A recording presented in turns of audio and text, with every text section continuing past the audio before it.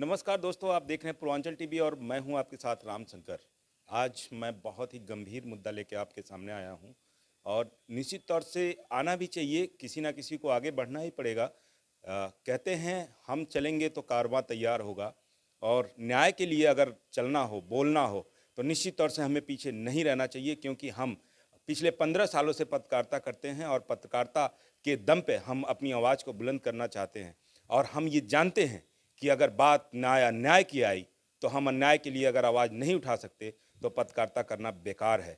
क्योंकि हम बात कर रहे हैं आज पुलिस भर्ती की, जो अभी हाल ही में बीते दिनों 17-18 को पेपर हुए हैं। इतने बड़े पैमाने पे पेपर हुआ और पेपर लीक हो गया। ये कैसा तंत्र है? ये क्या हो रहा है? मतलब कहने के लिए कहा जा रहा है कि उत्तर प्रदेश ये स्थिति हो गई है कि कोई भी परीक्षा जो है बिना पेपर लीक के नहीं होगा। और ये मैं नहीं कह रहा हूं, इसका प्रमाण मैं नहीं दे रहा हूं। आज जब अखिलेश यादव ने ट्विटर पर इसको अपने ट्विटर हैंडल पे, एक्स हैंडल पे लिखा, उसके बाद से ये जो है किस तरह से सोशल मीडिया पे आग लगी है, ये आप लोगों से अछूता नहीं होगा। लेकिन निश्चित तौर से जहां इतनी बड़ी भर्ती की वैकेंसी निकाली गई यूपी पुलिस के लिए, और सबसे बड़ी बात ये भी कह लें कि उत्तर प्रदेश बेरोजगारी के मामले में भी सबसे नंबर 1 पे ही चल रहा है। अभी तक तो आपने कानपुर रेलवे स्टेशन देखा होगा, तमाम ऐसे रेलवे स्टेशन, बस अड्डे देखे होंगे जहां पे भीड़ बेतहाशा हुई थी, कंट्रोल करना मुश्किल हो गया था। बच्चे किस तरह से, किस मजबूरी में पढ़ के तैयारी करके जाते हैं और परीक्षा देते हैं। उनको ये उम्मीद होता है कि मैं नौकरी पाऊंगा, और जब बच्चे ये पता होता है कि हमारा सब मेहनत किया हुआ बेकार हो गया क्योंकि पेपर लीक हो गया। गजब हाल है। मतलब 2 बजे से पेपर है, 3 बजे से पेपर है, 4 घंटे पहले सबके मोबाइल में व्हाट्सएप आंसर सीट चल रही हैं। ये क्या हो रहा है? आखिर इसका जिम्मेदार कौन है? उत्तर प्रदेश के मुख्यमंत्री को बुलडोजर बाबा भी जाना जाता है। आखिर ऐसे लोगों पर बुलडोजर क्यों नहीं चलता है? मैं जानना चाहता हूँ।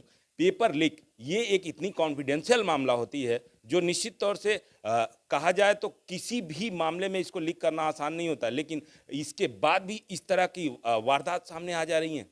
अभी आप लोगों ने ये भी देखा होगा कि 100 से ऊपर जो है मुन्ना भाइयों को यूपी पुलिस ने पूरे उत्तर प्रदेश से गिरफ्तार कर जेल भी भेजा है। लेकिन इसके बाद भी ये कहानी।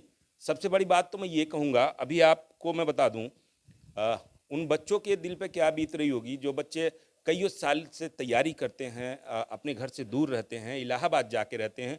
उसके बाद जब वो पेपर देने आते हैं तो एक बड़ी उम्मीद के साथ आते हैं, और जो कुछ ना किया हो, सिर्फ पेपर लिख करके वो पास हो जाए, नौकरी पा जाए। मतलब ये क्या चल रहा है? जंगल राज हो गया है, पेपर लीक राज हो गया है। ऐसे तो मैंने कभी नहीं देखा। पहले मुझे याद है जब मैं छोटा हुआ करता था, लोग बिहार में जाते थे तो बिहार में कहते थे जहां से सड़कें खराब हो वहां समझ लेना उत्तर प्रदेश है। आज बिहार है, आज उत्तर प्रदेश में सड़कें ठीक हो गई लेकिन पेपर लीक हो गया। ये इतना बड़ा घोटाला।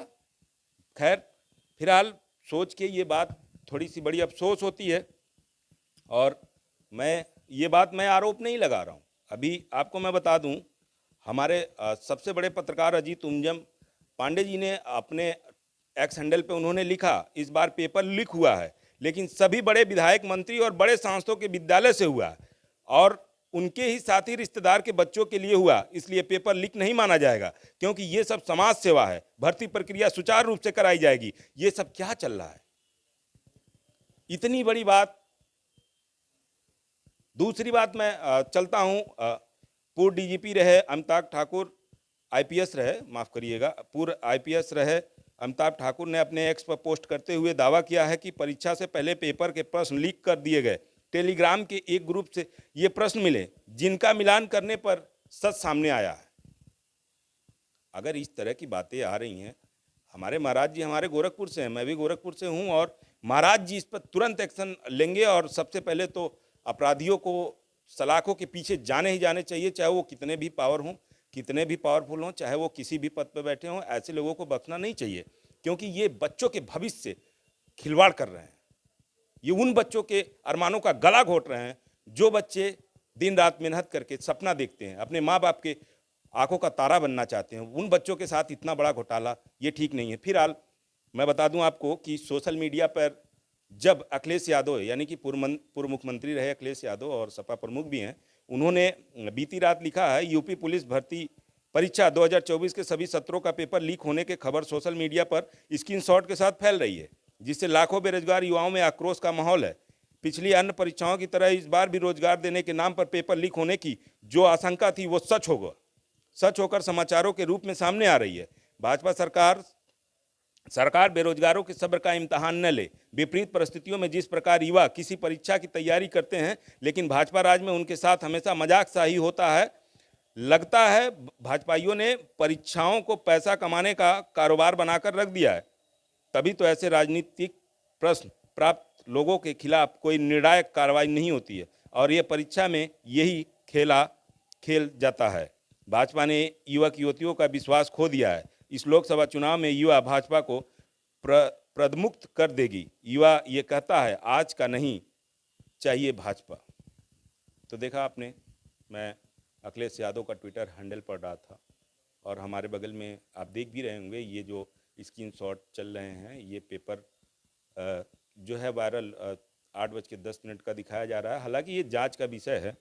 मैं बस इतना कहूँगा कि जो बच्चे इतनी मेहनत के बाद परीक्षा देने दूर दराज से आते हैं और केंद्रों पर पहुंचने के लिए एक रात स्टेशन पर बिताते हैं, ना खाने की चिंता होती है, ना नहाने की चिंता होती है, बड़ी तकलीफ होती है सोचें। और जो बच्चा सालों साल तैयारी करता है और मतलब जिसके पास पैसा है वो चंद मिनटों में पेपर लीक करके पेपर पा के पास हो जाए, ये कहाँ कैसा न्याय चल रहा है, ये कैसा राज चल रहा है? इस राम राज्य में ऐसा तो नहीं होना चाहिए। और मैं सभी अभ्यर्थियों से ये कहूँगा कि चूँकि अभी हमारा चैनल नया है, आप लोग के सामने मेरा चेहरा भी नया है, हमें बहुत लोग नहीं जानते हैं।